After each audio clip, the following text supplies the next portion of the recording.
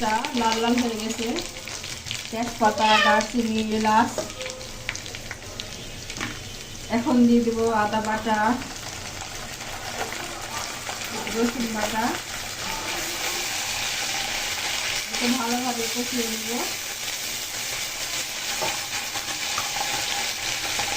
এখন দিব পানি।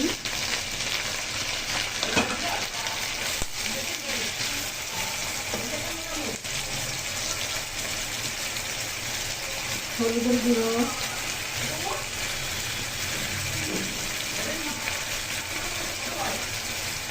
মরিচের গুঁড়ো,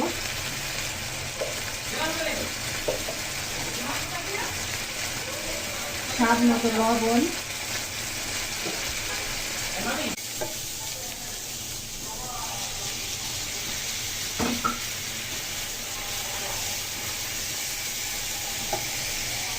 এটা রান্না করবো আজকে দেশি মুরগি দিয়ে, নারকেল বাটাটা দিয়ে দিব।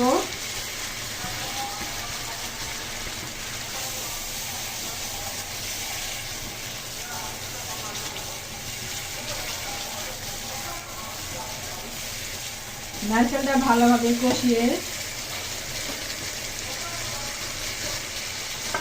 মুরগিটা দিয়ে দিব।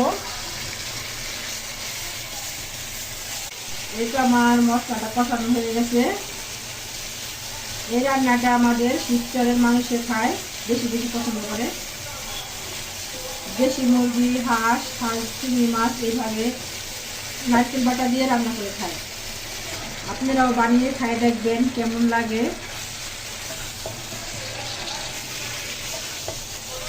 আমি আজকে রান্না করতেছি ব্রয়লার মুরগি ভেজে দিচ্ছি।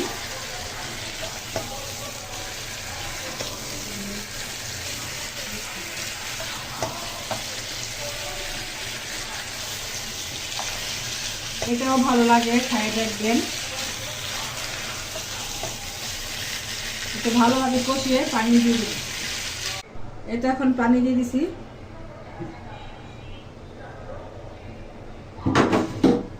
মাংস রান্না হয়ে গেছে, এখন পরিবেশন করব।